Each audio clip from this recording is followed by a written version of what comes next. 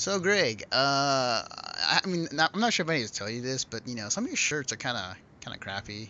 I mean, you know, What do you mean by crappy? They got a sweet little pocket right here. I mean they That's could be better. I mean, there's a place I know where it has lots of cool stuff.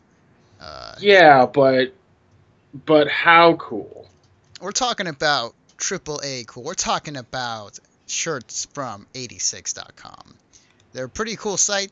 They sell all types of merchandise, including t-shirts, keychains, and other cool stuff that they sell on their site.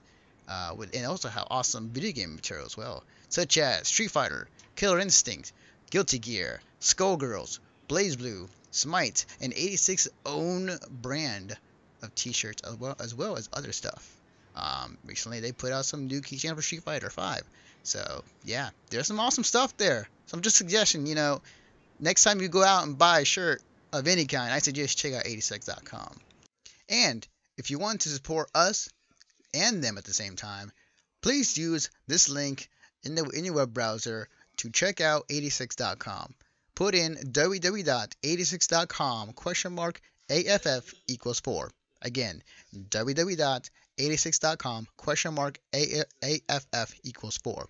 This link will tell them that we sent you and that we're cool with them as long as you're cool with us. Thank you and enjoy the show.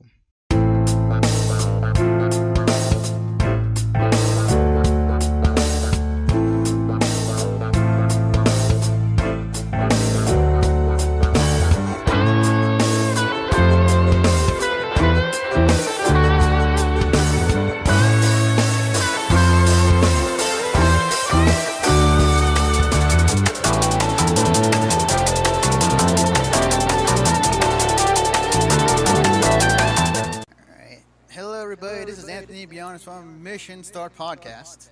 Welcome to the show. Before we do anything, let me put on the music. There we go. All right, guys. So we have a special podcast episode today, and when I mean special, I mean like holy crap, this is awesome today. So today we got some game. The past week's been crazy with gaming news, just in general. This might be a long podcast. Just saying. Yeah. But before we start things off, obviously we need to get into introduction. So as you can see, to the corner of me, right on the screen, we have my partner in crime, Greg Dietz. I'm updating my DS right now, so there's that.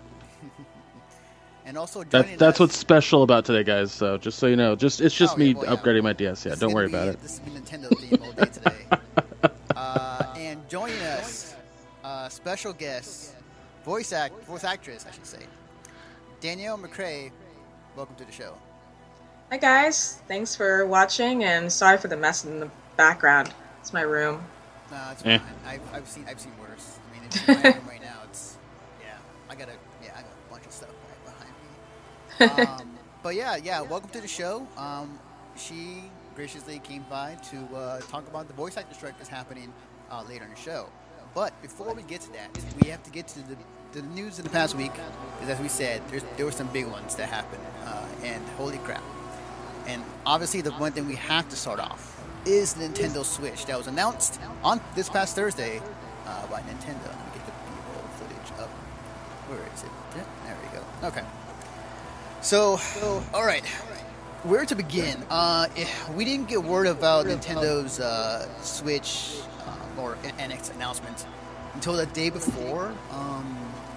I think they even put it out as like, hey, the NX announcement tomorrow, and everyone was like, oh shit, NX. Like they acknowledged that it was called NX before.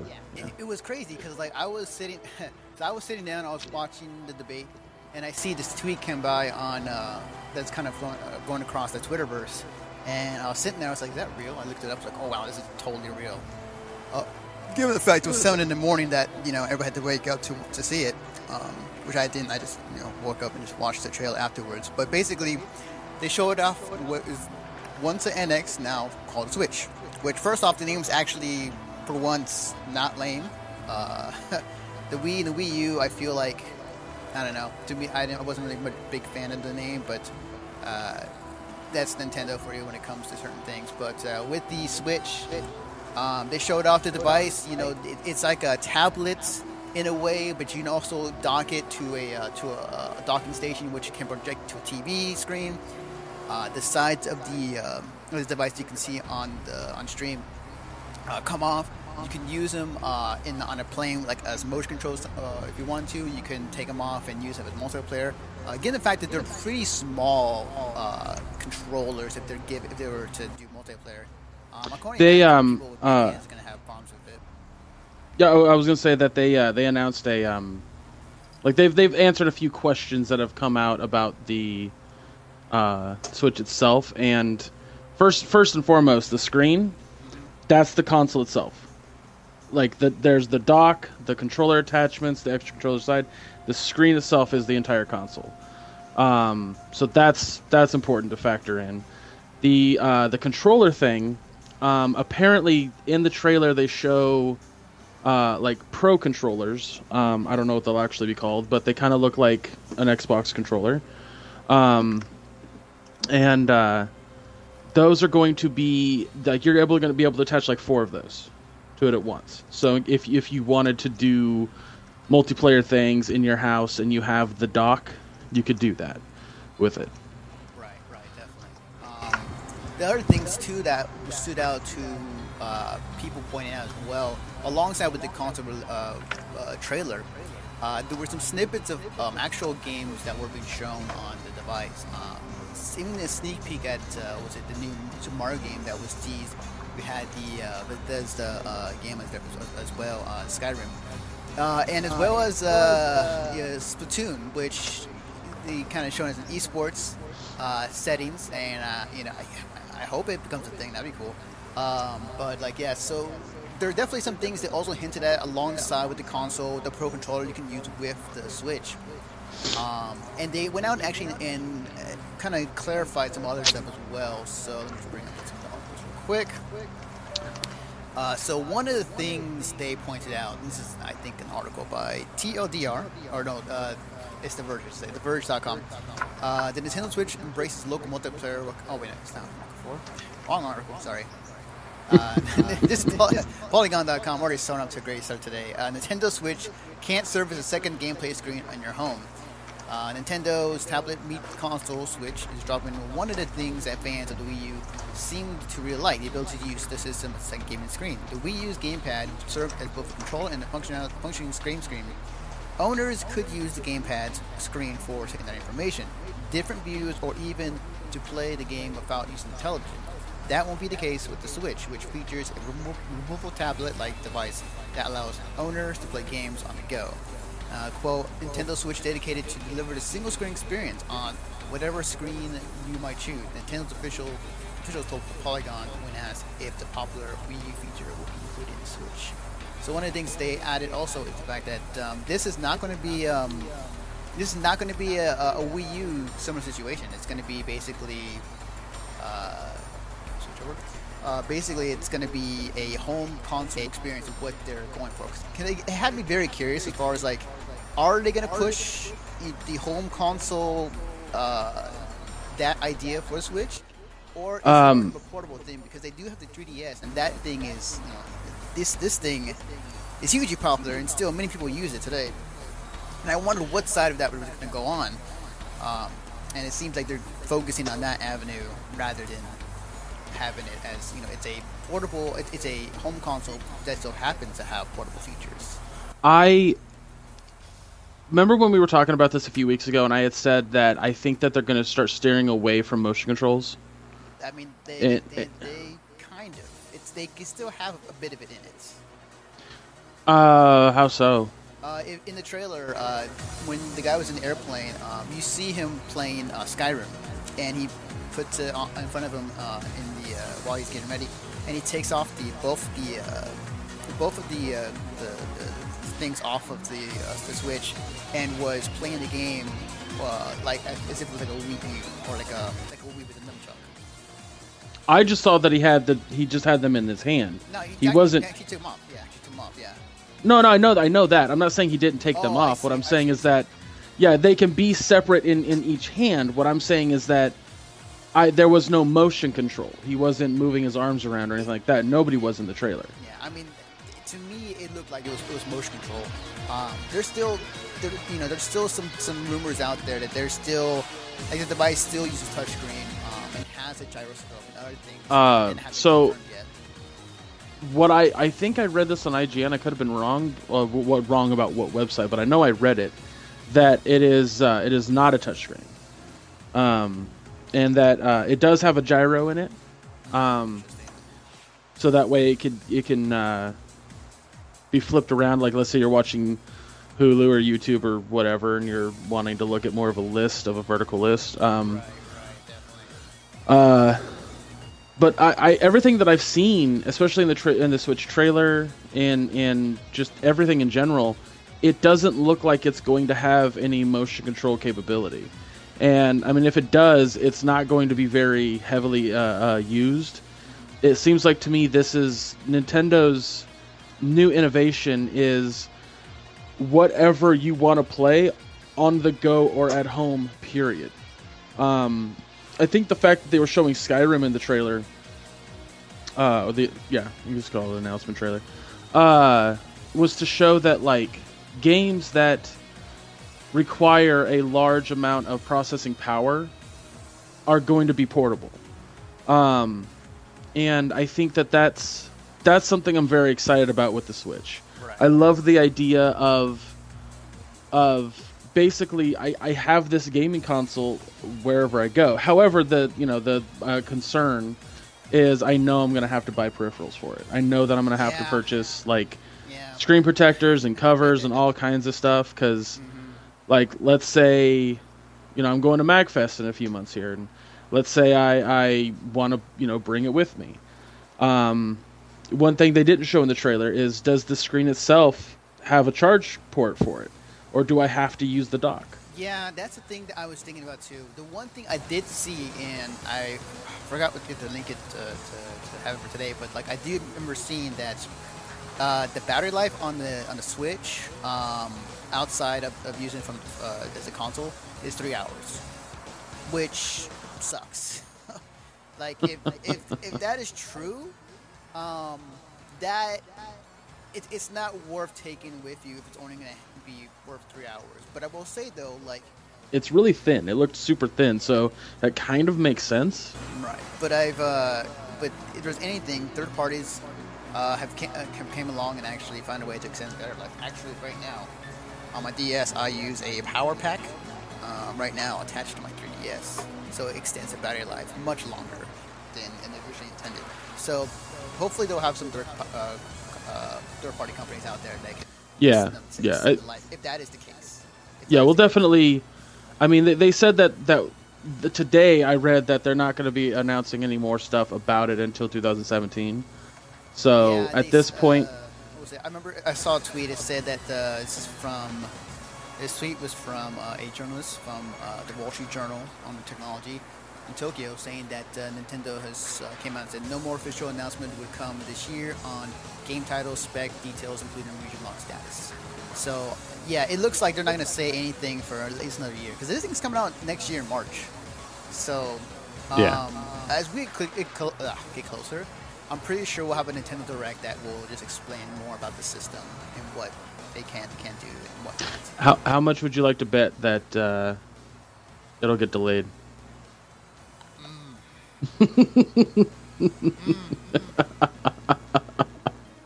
That's hard. That's hard. Yeah, I think that's more of a joke than anything, just because that's just like a trend that we're seeing right now. Right, but yeah, right. Like, that's a really hard bet. Only because, like, I think they're gonna, because they always, when it comes to releases for Nintendo, they always hit that March time. Like, the 3DS came out at that same time. The Wii U came at around the same time. Like, that is their time when it comes to releasing consoles. So, I think they're gonna release it. I want to say that if I had to put any amount of food or amiibos, I would say that they'll make that release in March. Yeah, and I agree with you. Like I said, it was more of a joke, but I am excited about it, and I do plan on buying one. I don't think that Nintendo's pretty steady when it comes to putting their consoles out for not too much. So Right. The one thing I will add to it is the other thing that to just one more piece to it is that they also showed off the amount of companies that are supporting the Nintendo Switch. And that for Nintendo has always had issues with third-party companies. For the longest time, they did have companies that would go and make games for them, but like they always favor the other big two, which would be the PS4 or the Xbox One, or at the time 360 and PS3. And just kind of name a few off of here: Bethesda, Capcom, Platinum Games, Telltale Games, Sega, Activision, Take-Two Interactive, Grasshopper, Square Enix, Ubisoft, WB, and some of these other ones they listed on there as well are just kind of middleware, so they're not really particularly game companies. But like, I think for me, like, well, if there's one thing that Nintendo's good about, it's making their stuff readily available for shovelware. So yeah, so I definitely am wondering how it's gonna go. It's cool to see these game companies being announced as far as like they're partnering with Nintendo to make games. It's going to be whether those games can perform well with the Switch as time goes on. Yeah. So. And but I'm like, all joking aside, I'm very excited for it. Same here. Danielle, any thoughts on the Nintendo Switch and all things considered about it? Okay, so I haven't checked out any of the Nintendo conferences, so I have no idea, sadly. Gotcha. But would you like the idea of having a portable system you can take on the go? That's like has better quality than what's currently out. Definitely, because I fly a lot, and I would love to have something that is portable and something I can use and not have any like issues out of it. So definitely. Yeah. There's a part in the trailer where the guy. He's on the plane and he takes the screen out. There's like a little flip on the back to mount it, and he just takes the controllers off the side and starts playing Skyrim while the flight's going. So nice. Yeah, I definitely enjoy the fact that its portability looks really cool. I just hope the battery life is much longer than what I found out recently. Okay, so aside from that, the other big news that came out this past week, we talked about last week, was the Red Dead 2 finally confirmed by Rockstar. And they showed up a new trailer, and there wasn't much you can tell from the trailer other than the fact that, again, it's in Western. There's been many talks regarding that Red Dead 2 is going to be set as a prequel to Red Dead. And that's the talk right now regarding what Red Dead. A prequel? Yeah, that's what the talk's been saying so far. As far as like if that's true or not, I'm not sure if it is, because it looks like very much the same. I would hope that it just takes place in the same general era, and that it's a different cast entirely. I mean, I know that it is Red Dead Redemption 2, which I think is kind of the best way that I can put this is it's a fail in my eyes towards naming themes. I feel like you had Red Dead Revolver, Red Dead Redemption, and then Red Dead and then something else. Yeah, there was but whatever. Yeah, I remember hearing that people found through their website some of the code that there was different names. Red Dead Rebellion was one of them. Red Dead Revolution was one of them. But they just stuck with Red Dead Redemption 2. All right. Well, one thing I noticed about the teaser photo and then the trailer, it looks like Rockstar might be doing their own version on the is it Furious 7? Not Furious 7. Magnificent 7. Magnificent 7, thank you. Yo, that'd be sick. I would love. I mean, there's 7 guys. Yeah. The archetypes that you see in their character design look very similar. And it looks like they're borrowing from a lot of different westerns, primarily Sergio Leone, which is what the original 2 were taken from. But it's I don't know why it would. I guess it doesn't really matter if it takes place before or after, if it's different characters. Right. Man, that's yeah. I mean, it's the Wild West, so they don't have a lot of room to work in when it comes to different locations. You have to have it on the West Coast. You have to have it towards the the southern part of California-ish. Yeah. My phone just went off. I forgot to mute it. I knew I heard Overwatch. I'm a gigantic fan of Overwatch at this point, and Me too. It's like my drug. it's I don't know where my hat is. I had it. Oh, it's downstairs. That's right. But yeah. Anyway, it's just I'm excited to see where this goes. I really enjoyed the Red Dead Redemption storyline. I thought it was a lot of fun. There was even a moment. Spoiler alert if you haven't played the first game. It's been about what, 6 years though? Yeah, I know the what's it called? Will be fine at this point. it's like, oh my god, I didn't know Darth Vader was Luke's father. You're gonna be kidding me. Anyway, at the end of the game, when the main character you play as the entire time gets gunned down, it does this transition where you then play as his son, and you can then go and finish the missions that you started as his dad. And my brother, he had played the game, and I watched him play a huge majority of it. And then when it got to that point where like he went and finished it somewhere else, he was at a friend's house or something like that. He comes home and he's like, "Oh my God, Greg, I finished Red Dead Redemption. I saved it like an hour before the ending. You got to see this." So I'm watching him play it, and it does it, and it just transitions to his son sending over can't remember the guy's name, his grave.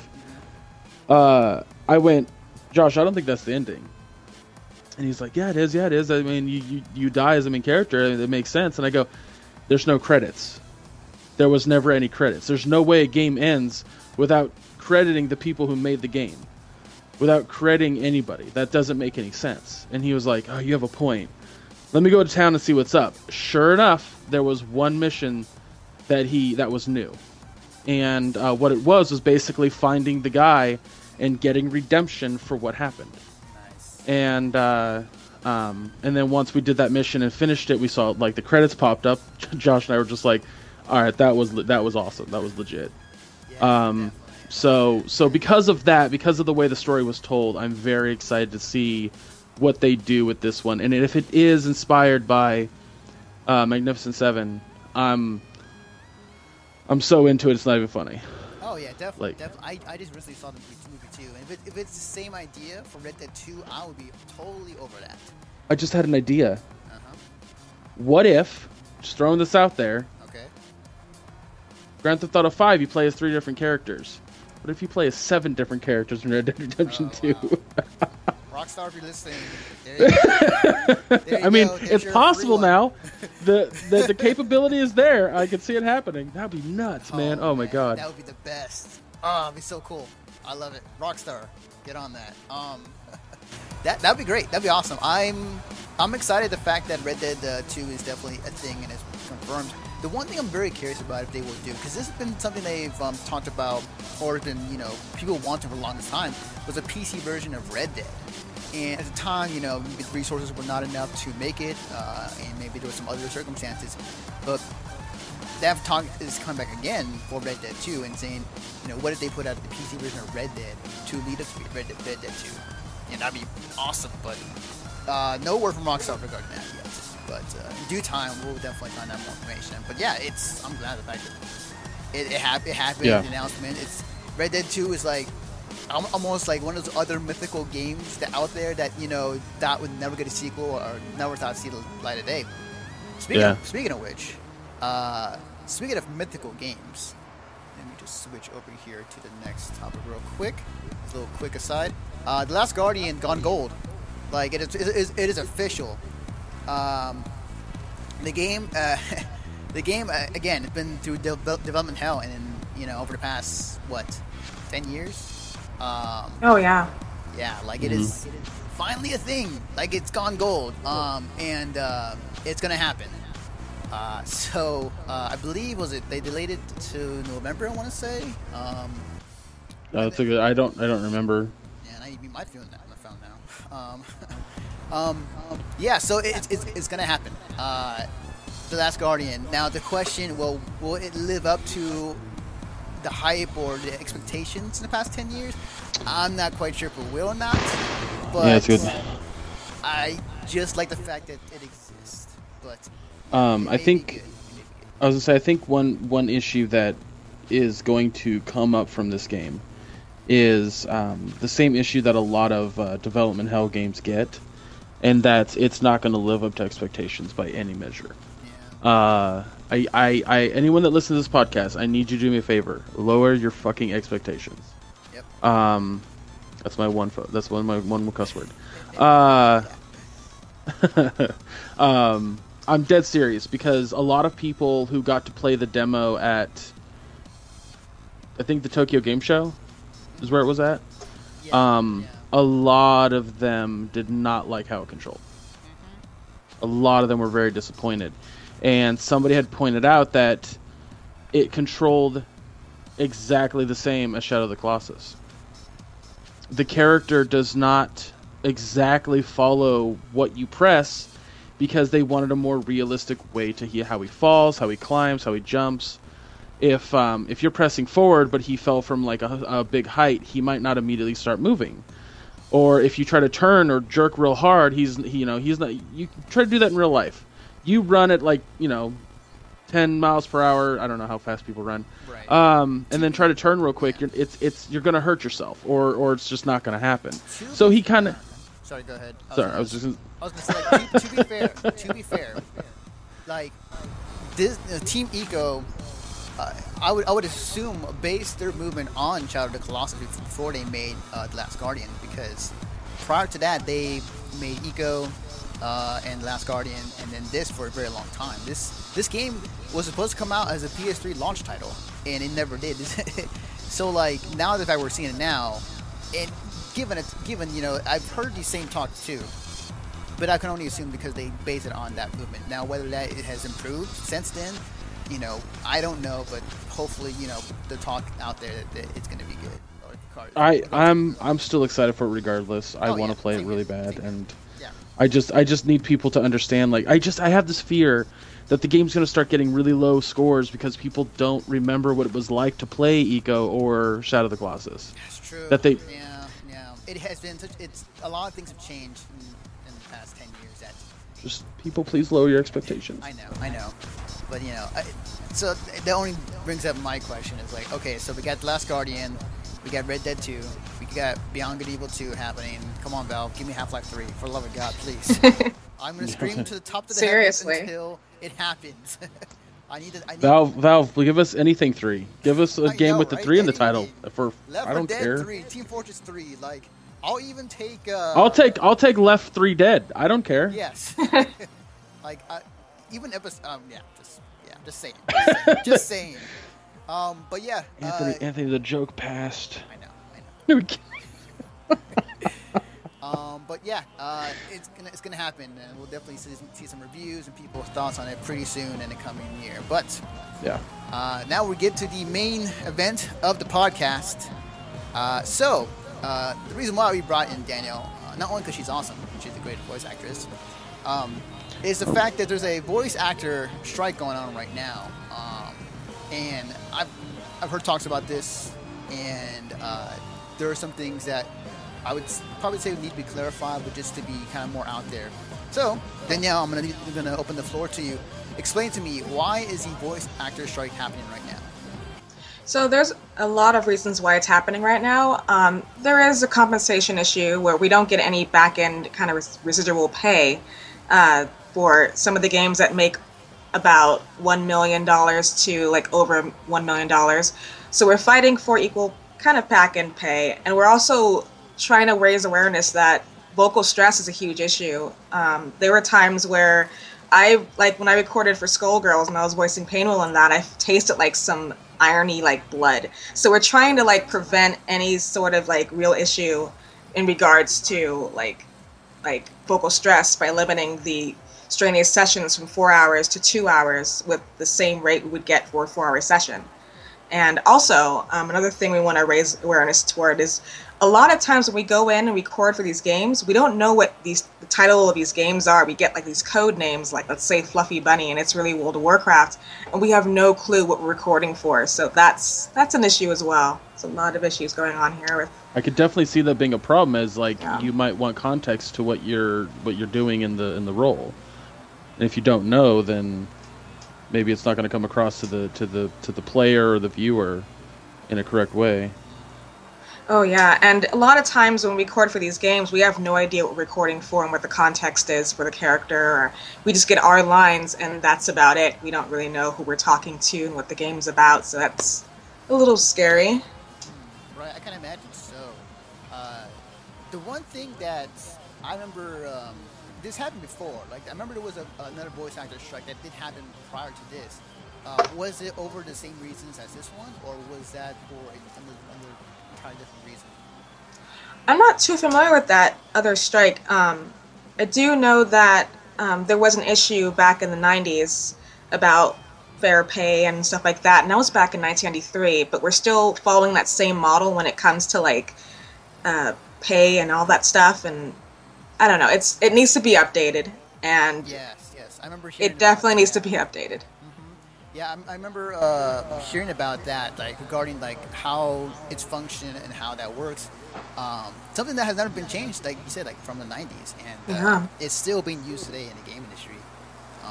So, as far as what has been the support has been so far, not only just from an audience standpoint, but like other voice actors that opted in, like what has been the situation regarding that? Oh, the support overall? Well, it's been really good. It's been very positive. I really appreciate the people who are standing behind us and are supporting us in this cause, because it's there was a tweet I read yesterday from Tara Strong, and she was talking about how her and several other voice actors are talking to the negotiators for this SAG-AFTRA possible strike, and they were saying that nobody cares about the voice actors. Like, voices are just one thing. The people don't buy the games for the voices, they only buy it for the game, so we can just get whoever. And that bothered me a lot. And when I read that tweet from Tara Strong, it's like, there have been numerous games. I'm a gamer, I love playing video games, so there have been numerous games like The Walking Dead, Telltale Games, and I can't imagine that game without any voiceover whatsoever, because that game wrecked me with those performances. So yeah, the Telltale games are all about dialogue and learning characters through their interactions with each other. So the Telltale games wouldn't exist without voice actors. That's. Sorry, go ahead. Go ahead. I was done with my point. Okay. To play devil's advocate, because I was thinking about this yesterday.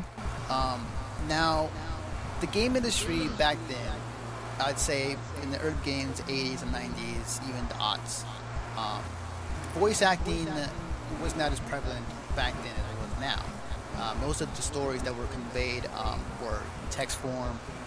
In some games, even recently, they don't need voice actors. This is very atmospheric.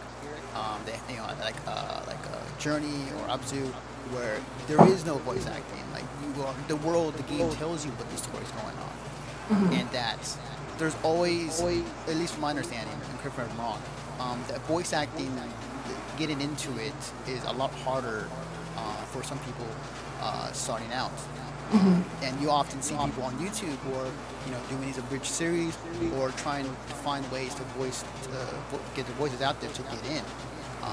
And through the game companies, in the game industry, they have done this before. Like they don't need voice actors to convey a story, and most recently some do, but some don't. So to that, what answer do you have in regards to why is voice acting so important to games now than it was back then? Well, going for Journey and games like that don't have any sort of vocal dialogue, I think there's certain games that need the voice acting and some that don't. Journey is one of those that don't need any sort of voice acting because it kind of tells its own journey as you play the game. But I'm sorry, I blanked on your question. No, it's fine. I got into it with Journey. No, it's very emotional. It's cool. No, it's very emotional. My question is like, again, like games right now, games now, AAA games or some games that are need voice acting is prevalent, but in the beginning 80s, 90s, 2000s, some games don't even need voice acting to convey their story. Legend of Zelda is another example of like they just use complete text, and they use The- gibberish to talk. The question I have for that devil's advocate question, Anthony, because I don't think you're actually asking that question.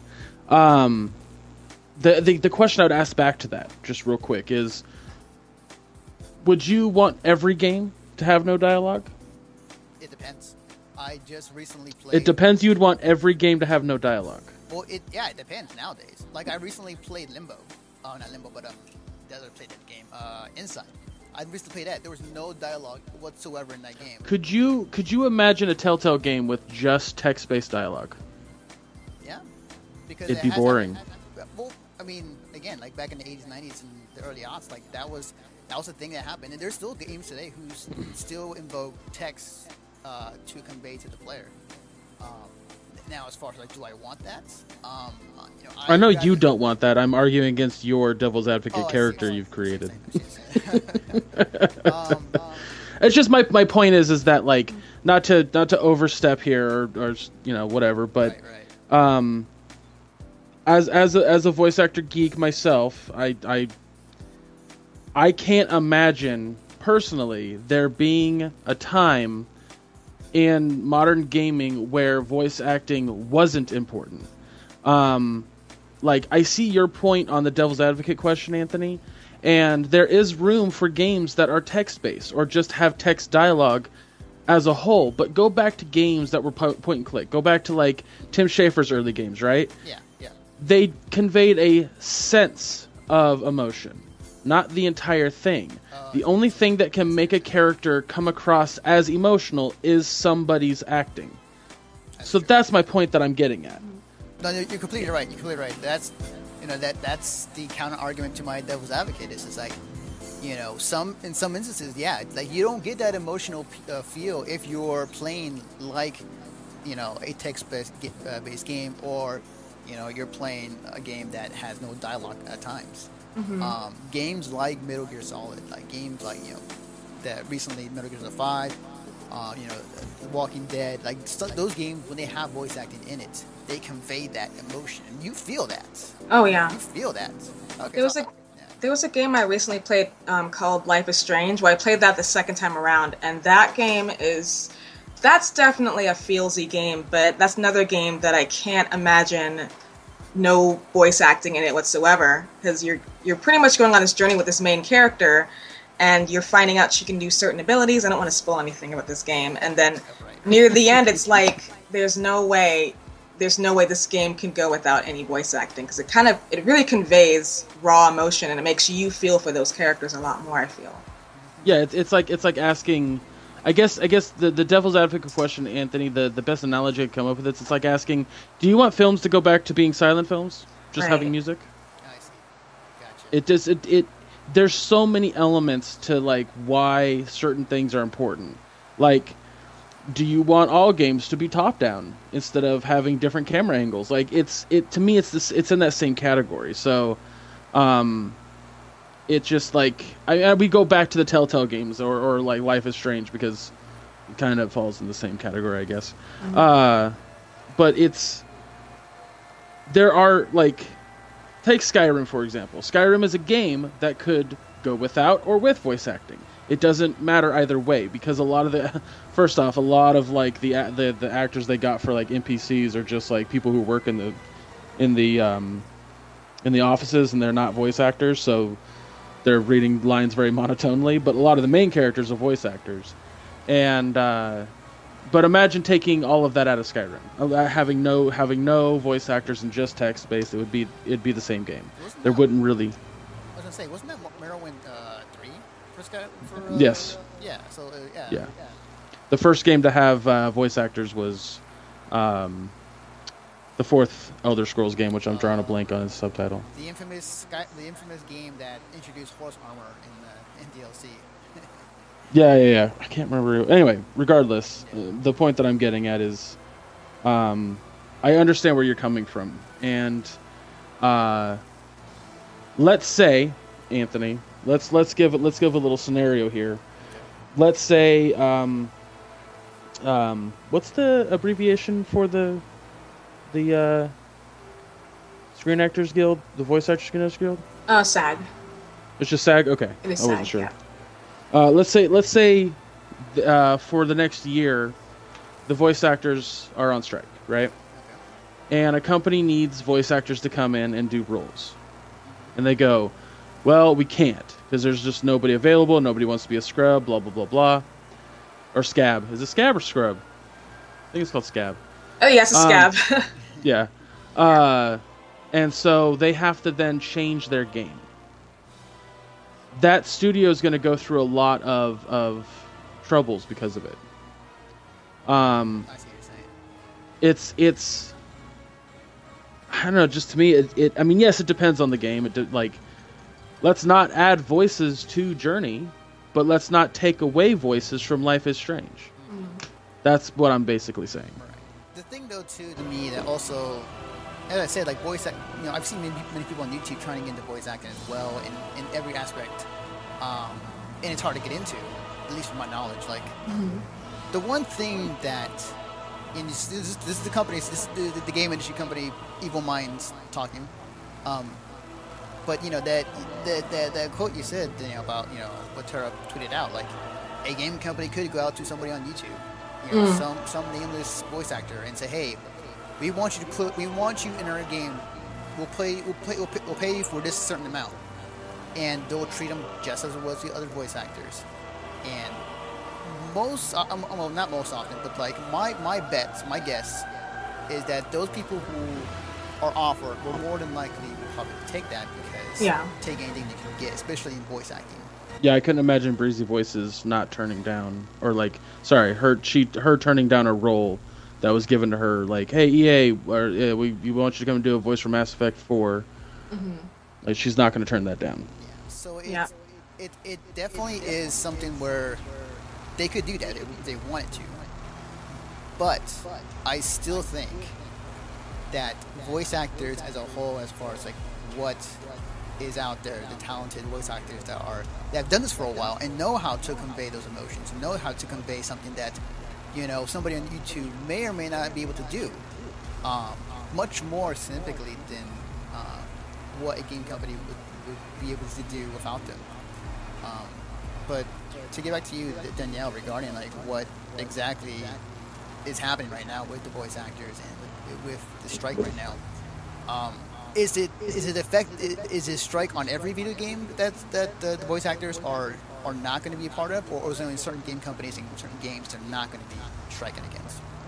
Well, thankfully it's not every video game company. It's certain video game companies. I think I counted about 11 companies. I know EA is one of them, and Disney's one of them, and a few others are on that list, but not every game company is against what we're asking for. Just these 11 companies that they're against it we're talking about. Okay.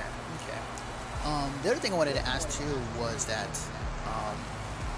what is the plan right now? Like, what, as far as like with the strike, what happens if a certain amount of time has passed? Like, do you guys keep doing it, or will there be negotiations down the road if it comes to that? Like, what exactly is the plan?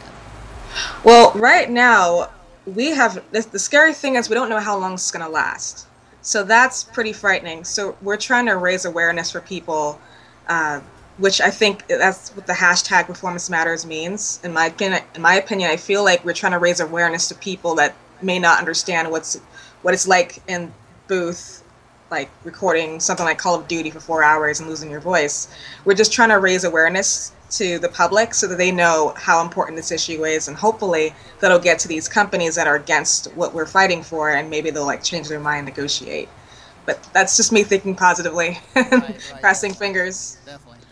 I mean, in the past, when I've seen other actor strikes, they can go on for months, and I sincerely hope that's not the case for you guys, because, again, as a self-proclaimed voice actor geek, it would break my heart to see it not come to any kind of conclusion. That being said, I do also hope that a lot of you guys do find work outside of these companies. From what I've read, and correct me if I'm wrong, but it's just like a certain number of video game companies. It's not any animation studios or any anything else like that, is it? No, it's just video game companies. just a few of like some of the video game companies, but nothing is affecting the commercial or animation market. That's good to hear. That's good to hear. That means that there's still a lot of work to be had, and that's great because there's a documentary out there if you haven't seen it on Netflix called Hey, I Know That Voice. I think it's called. Yes, that's a good documentary. It's amazing, but they do talk about in there that when you strain your voice to that extent, if you are in the booth for 4 hours, and let's say you're doing a video game, and they want you to be the entire time, you need a day or two off. You need to rest those vocal cords. They are essentially like a muscle, and too many people take for granted or don't understand the effort and work that goes into that sort of thing. And again, I'm not trying to step on toes when I say this because, I mean, you're a professional in the situation, Danielle. I'm not. I'm just a fan. But from a fan's perspective, I gotta be like, when I'm done streaming for 4 hours, and my thing about streaming is that I want to make it a performance. I want to constantly talk to the chat. I want to be there the whole time. When I'm done, my voice is hoarse. Like, I need the rest of the night to not talk. And I can't imagine what it's like to like strain your vocal cords for 4 hours. That's insane. Like you said, there was that one instance where you tasted iron. Yeah. That's, and it was numerous times too. Like it wasn't just with Skullgirls. World of Warcraft, I was tasting a lot of iron, and my voice was like gone for like a full week. So that's pretty scary.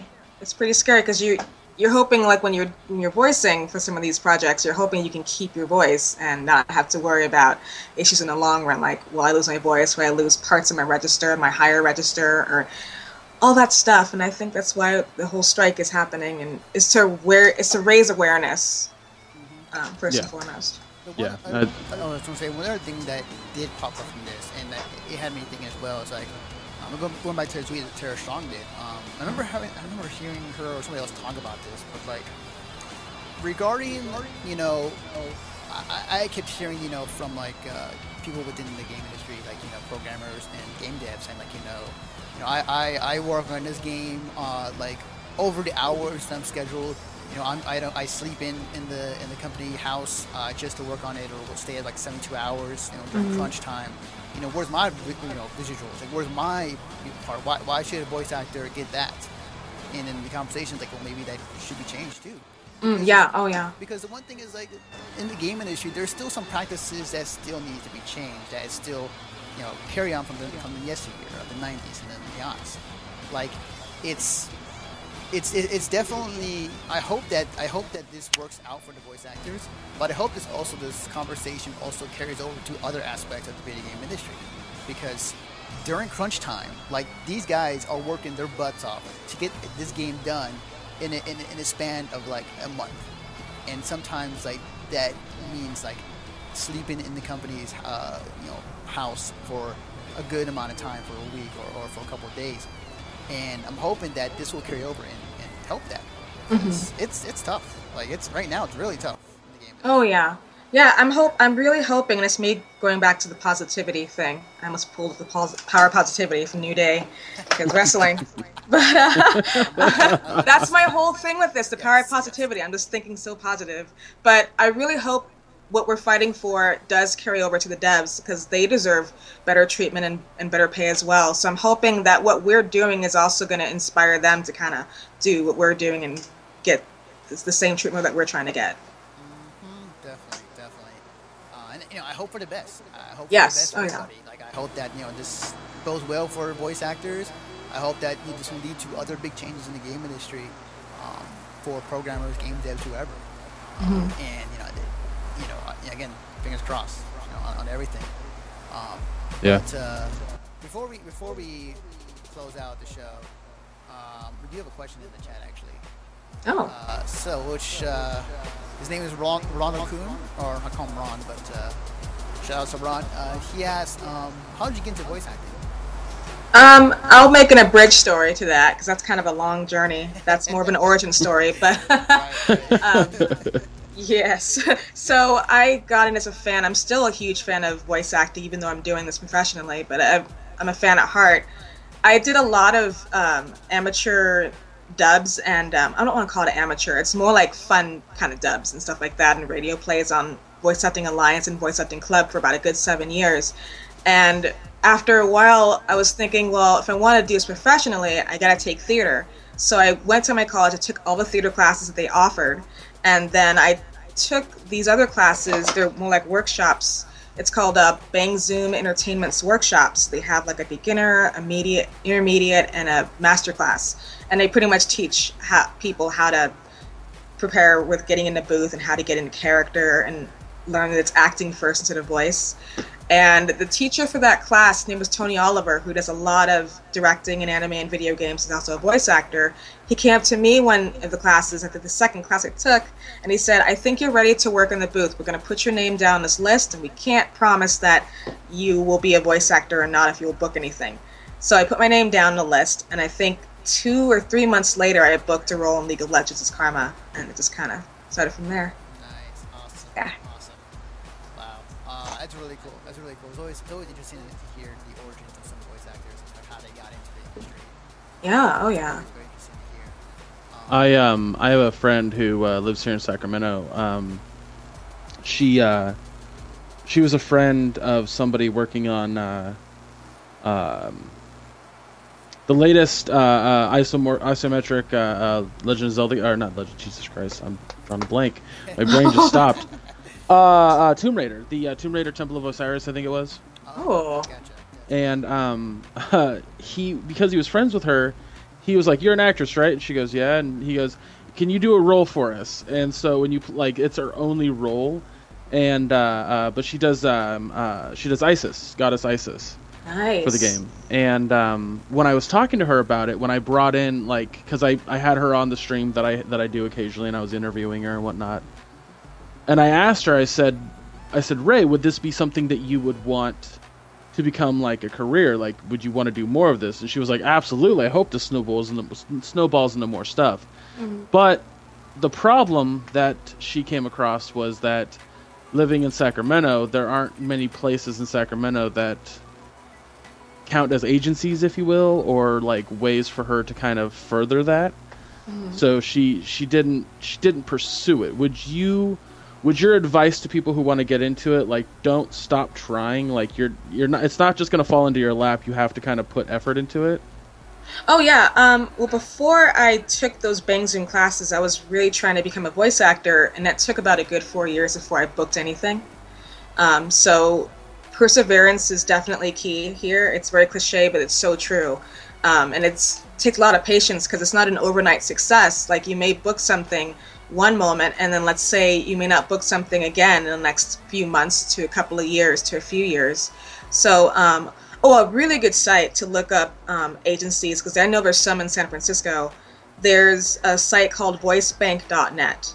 And that pretty much shows all the locations of different agencies in certain areas and casting directors and agents, or I already said agencies, but in production houses. So definitely that. But it will take quite a bit of time. Sometimes there's some people who come into this field and like they trip and they smell like roses and they start booking things as soon as they show up on the scene. But it depends on it varies on every person. It definitely varies. Yeah, absolutely. I think she kind of.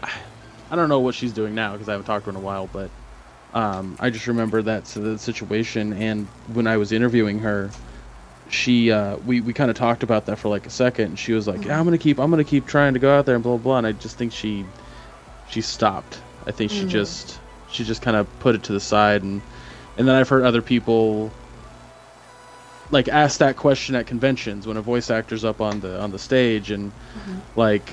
And it's always the same thing. It's always like, there's nothing in this life that's worth it that doesn't require hard work and effort. And so I just kind of wanted to have you say it as well, I guess. Yeah. Never give up. Even if it does seem like it's hopeless, like, you never know. Like, once you think you're gonna stop trying, or you're like, I'm just gonna give up. You never know. You might get someone coming up to you and saying, "Could you voice in my game?" or "Could you voice in my show?" So I always pursue the whole, you can do it if you try it. If you want it, the doors are open for you. It just takes a lot of hard work and effort. Right. There's there's an analogy I always use, or well, not an analogy. There's an actor, Bryan Cranston. Everyone knows Bryan Cranston. Oh yeah. He spoke about this, I think, on James Lipton's show. I think it was James Lipton. Basically talking about how he had been struggling as an actor his entire life. The man is like in his late 50s. I mean, he's pushing 60 at this point. And to him, Breaking Bad was the role of his life. That was the one that he'll never, like, that's his best, that's his top. Mm-hmm. He's been acting since he was in high school. He's been acting his entire life, and the biggest role prior to Breaking Bad was Malcolm in the Middle for him.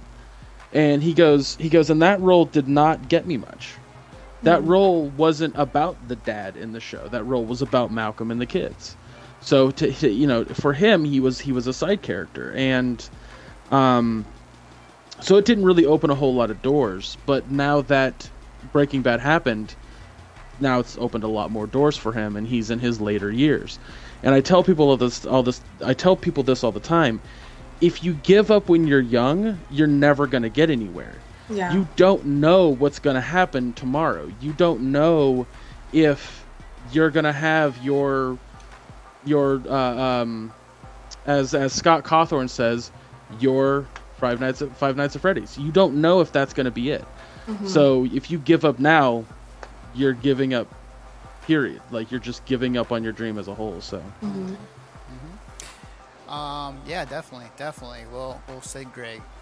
But this is going to be the end of our show. Power positivity. Yes, power positivity. Power positivity, yes. So, And before we end it, I must say, wrestling is definitely anime in its purest form. Oh I'm my just going God, to go on the record and say that. Yes, I agree, because I was thinking, because somebody did point that out. I was like, yeah, that's actually right. Actually, holy crap, that is perfectly right. That is awesome. So before we end the show, two things from you, Danielle. One, overall thoughts about the voice actor strike, and where can they find you on the internet? Well, my overall thoughts, I'm going to go bring up the positivity again. I'm really hoping that we'll find some sort of resolve, some sort of compromise. And I hope if we do refine that compromise, I hope that can also go toward the game devs as well, because they definitely deserve a huge pat in the back and many more. And where they can find me, I'm on Twitter. My Twitter is Danielle, DanielleMCVO. I almost forgot to spell that. And I have a website at daniellemccraevo.com. And most recently, if anyone's a fan of Overwatch, me and Erin Fitzgerald, another amazing voice actress, we put together a podcast called Waifus of Overwatch. We talk about our waifus and our husbandos in the game. And we even brought on a few voice actor guests in the game. So that is waifusofoverwatch.com. So yeah. I imagine a current waifu is Witch Mercy. Oh yeah. Yes. Best skin. Oh my gosh, yes. Yes. What's really funny is my buddy and I, we both spent $40 on loot boxes, and Me too. Spent like $40 trying to get that skin. I spent $50 because I spent $40 the first day, and then I wanted more because I didn't have. There were certain skins I didn't have, so I was like, "Fuck, I'm gonna spend another $10." Mm-hmm. And I got every single skin except for Reaper. And he's gotten every single skin except for Witch Mercy, and that's the one that he wants the most. I could care less about Reapers because I don't ever play Reaper. Yeah. But he plays Mercy fairly frequently, and he's just like, why can't I get this skin? This is the worst. No. Yeah, I hear you. I hope he gets it very soon, though. Greg, since we're on you, can I talk today? Where can they find you on the internet? You can find me on Twitter, Facebook, Instagram, under Chub Rock Geek. Sorry, all of a sudden the water I was drinking came hey, you're gonna burp. But yeah, social media is just find Chub Rock Geek. You can find me on Snapchat at Chub Rock Snap. I don't use it very often though. I have a review coming out for Jackbox Party Pack 3 here very soon. I just need to record it and then send it to Anthony for editing purposes, but that should be up on our YouTube. And you can find me every Saturday on twitch.tv/half empty energy tank, all one word. I won't be on this Saturday. We're doing Well, they are the other parts of the team who live in North Carolina. They're doing a fundraising event called Scary Games to Scare Up Some Cash, because they're trying to get some bands to MagFest. Nice. So Awesome. so I won't be doing that. However, I am doing something fun on Saturday besides playing Titanfall 2, and that's I'll be going to a live production in Sacramento of the Rocky Horror Picture Show. Oh, So I'm that's really looking forward to that. Yeah, I was so disappointed with the Fox one that Oh, I didn't watch that one. I was afraid. I was so don't scared. do it. Don't just leave it alone. Just ignore it. I'm not. Before the podcast started, I was ranting and raving to Anthony over here about why it's so bad. But anyway, I was talking to my brother about it because him and I went to a few midnight showings, and we were both lamenting how disappointed we were. So he was like, some of my friends are in a show, and I'm like, let's do it. Power positivity, let's do it. So. Yes, I love that. Awesome. You can follow me on Twitter as well at @DefectiveNaruto. You can follow the work that me and Greg do on our website at missionstarpodcast.com. You can also follow me on my Twitch channel at twitch.tv/clawmaster4. Which you can find me on weekdays now, 1 to 6, I think it was, Monday through Friday. Trying not to do part-time streaming thing. It's actually a lot harder than I thought, but I'm somehow powering through it. But before I get to that, if you enjoy this podcast, if you enjoy watching this on YouTube or on here on Twitch, definitely follow us on Mission Star Podcast on iTunes, Stitcher, and on Patreon. This is a show that goes up every Tuesday for free, and then Monday for Patreon users. We also have a convention talking. Oh my God, I'm losing at the end here. We also have a podcast talking about conventions we've been to. If we've been to a convention, we'll talk about it. It's called Econover. It goes up every time we go to a convention. The next one coming up would be KrakenCon over here in NorCal. So expect a Conover episode for that pretty soon in the near future. You can also find on iTunes, Stitcher, and on Patreon. Also in the podcast section of our website. And last but not least, if you enjoy comic books, entertainment, movies, specifically with the new movie coming up, Doctor Strange, which I've heard is getting really good reviews, check out the Rolling 20s hosted by Jeremy Wilson. It is up every Friday, whenever there's a new episode there is. On iTunes, Stitcher, and on Patreon, as well as all these two podcasts on our website, in the Patreon, on the podcast section of missionstarpodcast.com. That's gonna do it for us. Again, thank you, Danielle, for coming by the show and talking about the voice actor strike. You're very welcome. Thank you once again for having me. And yeah, thank you. Yeah, not a problem. Not anytime. With that, we're going to end the show. Thank you guys for watching again. And I'm losing at the very end, but I am... You got this. Thank you guys for watching, and we will see you guys next time.